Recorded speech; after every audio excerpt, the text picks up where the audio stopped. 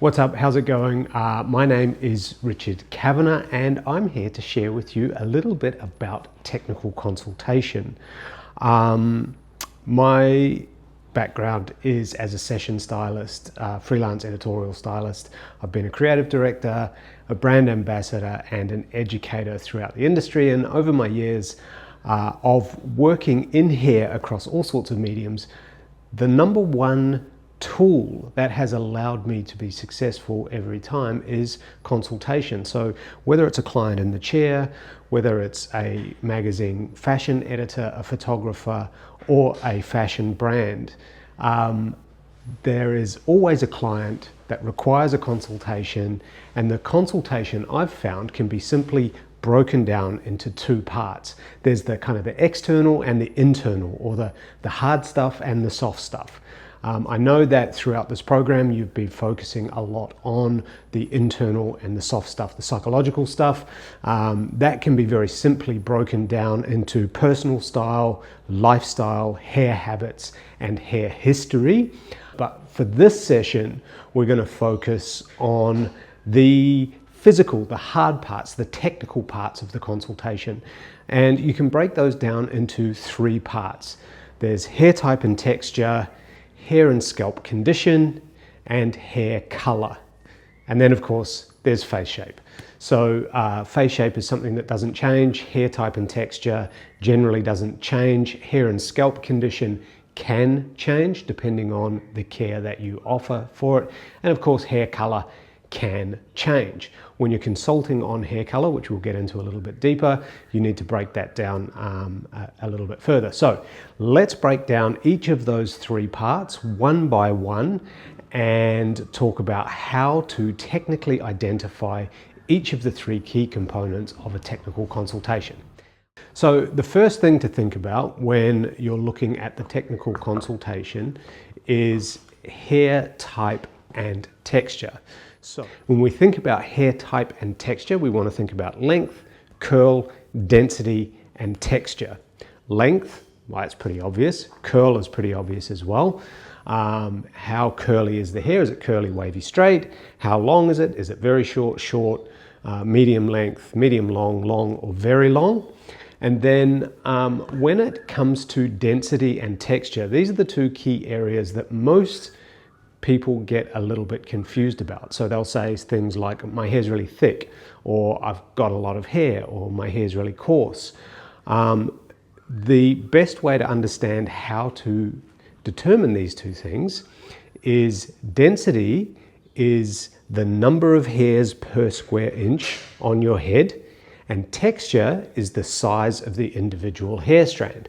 So the way to determine density, or the amount of hair that somebody has, is to simply push the hair around, and you'll notice that as you do that, the hair will have different density on different parts of the head. For example, people often have slightly less density at the temples. Where male pattern baldness is concerned, people might have slightly less density at the crown. Quite often, people's hair is more dense at the nape or below the occipital. Some people have more density in certain areas and less in other areas.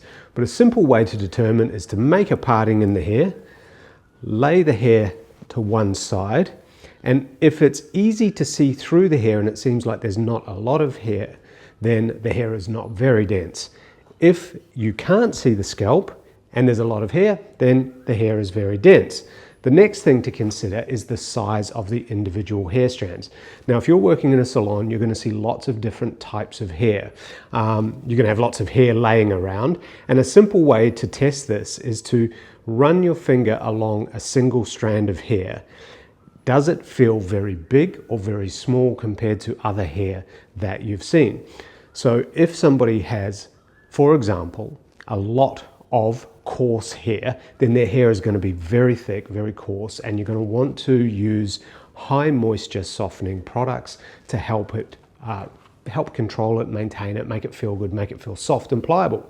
If somebody has not very much thin and fine hair, in other words, there's not a lot of hair and the individual hairs are very small, then you're going to want to work with much lighter weight products And depending on the elasticity, which is what we're going to talk about in the next bit, you're going to want to either favor protein or moisture when you're recommending hair care. Thicker, coarser hair is going to require more color product. Thicker, coarser hair is going to require slightly different cutting techniques. Very straight, thick, coarse hair can leave lines and marks in the hair when you cut it very blunt.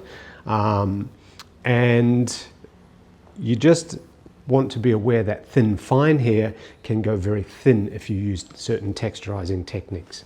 So first of all, determine the length, the curl, and then the density and texture. How much hair per square inch, and how big is the individual hair strands. That's going to help you choose color methods and techniques, cutting methods and techniques and tools, and hair care regimens that you're going to recommend. The next thing to consider is hair and scalp condition. So, starting with the scalp. Is the scalp oily or dry? Do they have dandruff? Is it flaky, or is it normal, or is it sensitive? You can easily tell when you're checking a client's head if you see dryness and flakiness on the scalp, or if you see like a little bit of redness and sometimes small pimples, you'll see sensitivity. Now, I'm not going to take a deep dive into kind of scalp care here, but just know that when you're recommending hair care or you're recommending treatments and certain color services in the salon, you want to make sure that you're taking care of the scalp. If anybody has particularly sensitive scalp, some certain color products might be a bit challenging for them, and certain color services could be a little bit challenging for them. You want to do a patch test and a skin test to make sure that they're not going to be irritated by those colors. When you're recommending care for people's hair, if they have any scalp concerns, for example, oily scalp, dandruff, dry scalp, or sensitivity, you want to start with a shampoo that is going to address their scalp concerns, and then provide them with a conditioner that's going to address any hair condition concerns that they have, or any hair condition needs that they have to improve the condition and softness of their hair. So when you're recommending hair care, start with the scalp. What is their scalp condition like? The next thing you need to think about when it comes to hair and scalp condition is porosity. So porosity refers to how open or closed the cuticle layer of the hair is. The more open the cuticle layer is, the more tangly the hair will be, the less shiny and reflective it will be, and more likely than not, it'll have a tendency for breakage and splitting.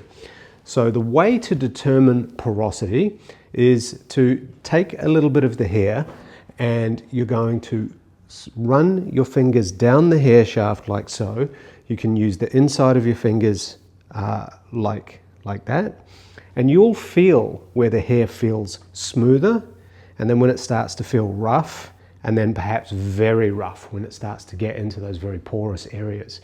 So the more porous the hair is, the more rough it will feel. If you're uncertain, you could take a little piece of hair and you can pop it in a glass of water.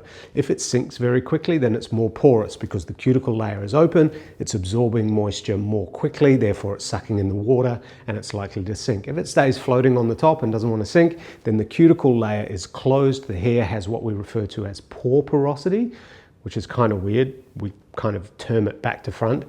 But basically that means that the cuticle is completely closed. It's not open to absorbing moisture. The hair will be shiny and slippy, and which is fantastic if you want to have that beautiful shiny result.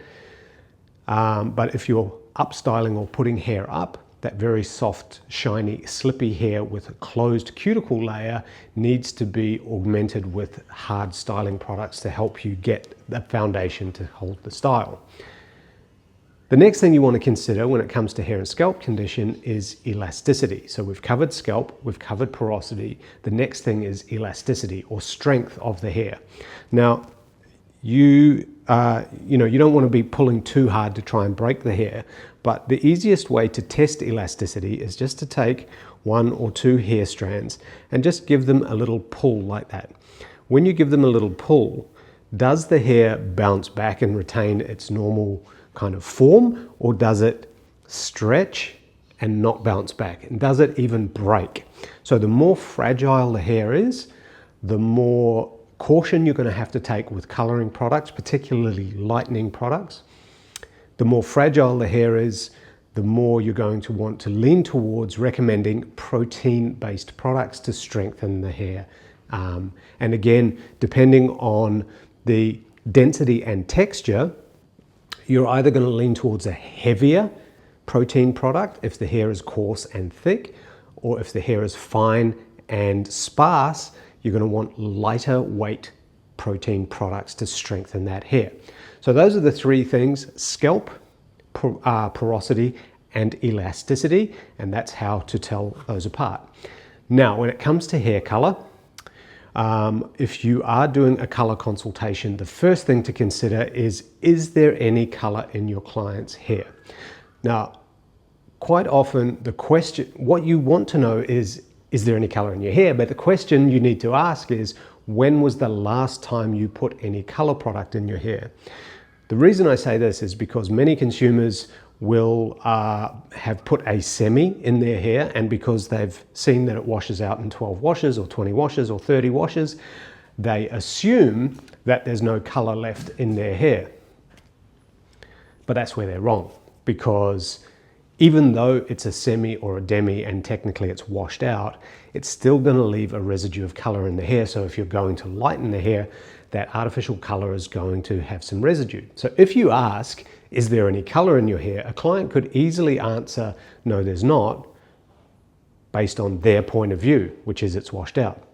Whereas if you ask, when was the last time you put any color in your hair? Then they're going to give you the answer that you're looking for, which is A, never, B, 2 years ago, 3, or C, something like, oh, 6 weeks ago I put a semi in, but it'll all be washed out by now. That's the answer you're looking for. So first of all, you need to determine, does the hair have any color in it? Then you're going to want to think about, what is the natural base? So the natural base is going to be anywhere from 1 to 10, 1 being the darkest, 10 being the lightest. Across that spectrum, you're going to have a range of tones, from warm to cool in terms of natural tones or artificial tones. And realize that if you're lightening the hair, as you start to lighten the hair with color, the underlying undercoat, or the natural pigment in the hair, which is made up of your 3 primary colors, red, blue, and yellow, is going to start to lighten, but it doesn't lighten evenly. The blue part of the pigment comes away first, leaving behind red and yellow, and then the red part of the pigment comes away next, leaving behind the yellow. So hair will go like this, from darkest to lightest. As you lighten it, it will go from very dark with red, dark red. It'll go through red, red orange, orange, orange yellow, yellow, pale yellow, palest yellow, until it gets to white.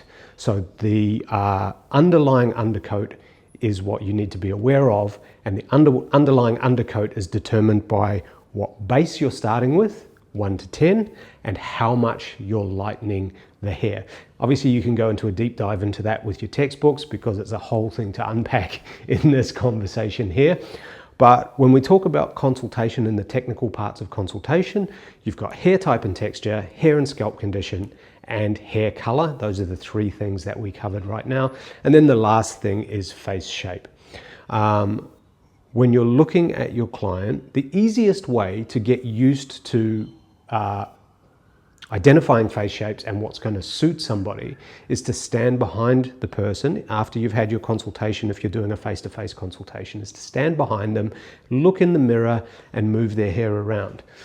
As you move their hair around while you look in the mirror, you'll start to see if they suit their hair parted in the center, if they suit it pulled back off the face to open up the face, if they suit it parted on the side to open up their face that way and make it feel more square, if they suit it flipped to the other side, if they suit it straight back off the face. Pull it around if they suit the jawline opened up, if they suit the neck opened up.